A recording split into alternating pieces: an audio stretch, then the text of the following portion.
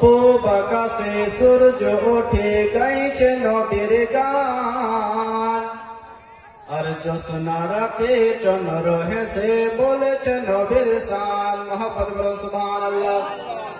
পূব আকাশে সূর্য ওঠে গাইছে নবীর গান, আর জ্যোৎস্না রাতে চন্দ্র হেসে বলেছে নবীর শান। আর যেদিকে যাই শুনিতে পাই, যেদিকে যাই শুনিতে পাই, যেদিকে যাই শুনিতে পাই তোমার গুণগান। ওই দেখা যায় পূব আকাশে সূর্য উঠেছে, ওরাও নাকি মোর নবীকে ভালোবেসেছে। ওই দেখা যায় রাতের আলো তারা ভেসেছে, ওরাও নাকি মোর নবীকে ভালোবেসেছে। আজ আকাশ বাতাস,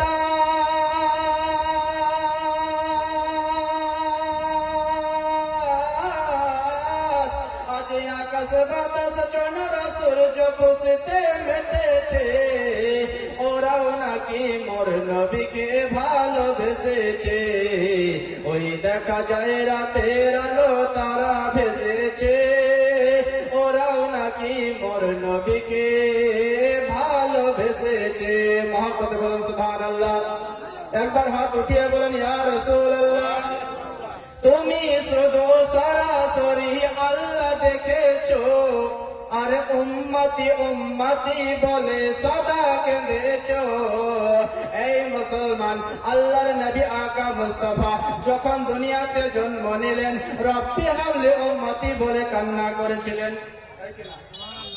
যখন মক্কায় ছিলেন রব্বি হাবলি উম্মতি, মদিনায় গেলেন তো রব্বি হাবলি উম্মতি, আপনার বাইতুল মুকাদ্দাসে গেলেন তো রব্বি হাবলি উম্মতি, আপনার প্রথম আসমানে গেলেন রব্বি হাবলি উম্মতি, দ্বিতীয় আসমানে গেলেন রব্বি হাবলি উম্মতি, চতুর্থ আসমানে গেলেন রব্বি হাবলি উম্মতি, সিদরাতুল মুনতাহায় পৌঁছে গেলেন রব্বি হাবলি উম্মতি বলে কান্না করেন। এই মুসলমান, খোদার দরবারে লা মাকাতে পৌঁছে গেলেন, রব্বি হাবলি উম্মতি উম্মতি বলে কান্না করে।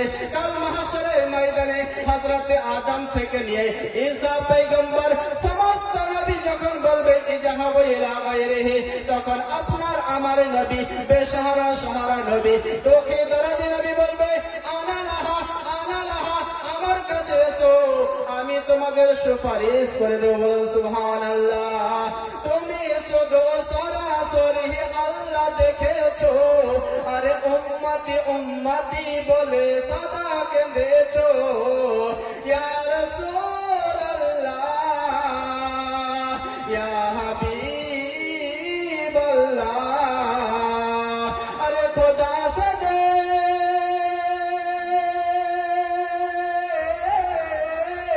আরে খোদা সে দে, খোদা সে দিন ভেতর কথা খুলে বলেছে, ওরাও নাকি মোর নবীকে ভালোবেসেছে। ওই দেখা যায় রাতের আলো তারা ভেসেছে, ওরাও নাকি মোর নবীকে ভালোবেসেছে। মোহাম্মদ বলুন সুবহানাল্লাহ।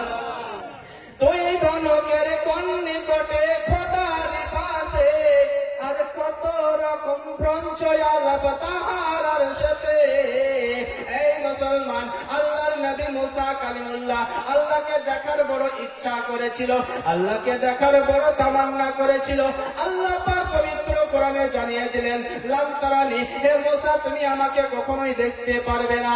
তার কারণ হলো আমি আল্লাহ এতটা পাওয়ার, এত শক্তি আমি তোমাকে দিই নাই যে আমাকে তুমি ডাইরেক্ট দর্শন করবে। এই মুসলমান, আল্লাহর নবী মুসা কালিমুল্লাহ বলছেন আল্লাহ পাক আমার মনে বড় ইচ্ছা, মনে বড় আশা, আপনাকে আমি একবার দিদার জিয়ারত করতে চাই, একবার দর্শন করতে চাই। আল্লাহ রাব্বুল আলামিন বলে হে মুসা তুমি আমাকে কখনো ডাইরেক্ট দেখতে পারবে না, যদি আমাকে দেখার ইচ্ছা হয় তুর পাহাড়ে চলে এসো, আমি তুর পাহাড়ে তোমার সঙ্গে দিদার করব। আল্লাহর নবী মুসা কালিমুল্লাহ তুর পাহাড়ে আল্লাহর সঙ্গে দিদার করতে গেলেন। মহান রব্বুল আলামিন স্বয়ং তুর পাহাড়ে আসেন নাই, একটু নূরের তাজালি তুর পাহাড়ে পাহাড়ের উপরে রেখেছেন, আর ওই নূরের রশ্মিতে তোর পাহাড় পুরো সুরমা হয়ে গেছে। মুসা কালিমুল্লাহ বেহুশ হয়ে জমিনে পড়ে গেছেন। এই মুসলমান, আমার বলার বক্তব্য হলো এটাই যে মুসা কালিমুল্লাহ মহান রব্বুল আলামিনের নূরের তাজাল্লি সহ্য করতে পারলো না। ওই রব্বুল আলামিনকে আপনার আমার নবী দুঃখী দরদে নবী খোদার দরবারে গিয়ে আল্লাহর সামনে বসে আল্লাহর সঙ্গে দিদার করেছে। বলুন সুবহানাল্লাহ। দুই ধনকের কন্যে কটে খোদার পাশে, নারে তাকবীর।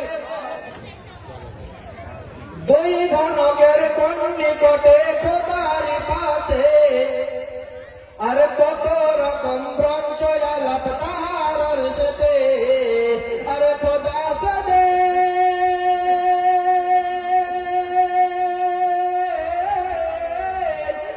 খোদা সেদিন ভেতর কথা খুলে বলেছে, ওরাও নাকি মোর নবীকে ভালোবেসেছে। ওই দেখা যায় রাতের আলো তারা ভেসেছে, ওরাও নাকি মোর নবীকে ভালোবেসেছে। ব্রাদারাল্লাহ ইসলামিয়া, আল্লাহর কোরআন থেকে পড়েছিলাম, কুল হে নবী আপনি বলুন, ইন কুনতুম যদি কেউ তোমরা তুহিব্বুন আল্লাহ, আল্লাহকে মহব্বত করতে চাও, আল্লাহকে প্যার করতে চাও, আল্লাহকে ভালোবাসতে চাও, তো কি করবে? ফাত্তাবিউনি, হে নবী সে যেন তোমাকে ভালোবাসে, তোমাকে রাজি করি। নবী যে তোমাকে রাজি করলো, আল্লাহ পাক বলেন ইহবিবকুমুল্লাহ, আমি আল্লাহ তাকে ভালোবেসে নিয়ে। বলুন সুবহানাল্লাহ।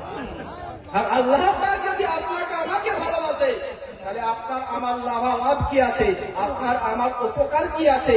আল্লাহ পাক পরের অংশে বলেন, ওয়ায়াগফির লাকুম যুনুবাকুম আল্লাহু গফুরুর রহিম, আমি হলাম দয়ালু দাতা মেহেরবান, আমি তোমার জীবনের গুনাহ খাতাকে মার্জনা করে দেব। বলুন সুবহানাল্লাহ। যারা মুসলমান, তো নবীকে মহব্বত করতে হবে, নবীকে ভালোবাসতে হবে। এটা আমার কথা নয়, স্বয়ং আল্লাহ পাক পবিত্র কোরআনে বলেছেন যে আল্লাহকে মহব্বত করতে হলে নবীকে মহব্বত করো, নবীকে মহব্বত করলে আল্লাহ পাক স্বয়ং রাজি হয়ে যায়। বলুন সুবহানাল্লাহ। এই হলো আমার বক্তব্য।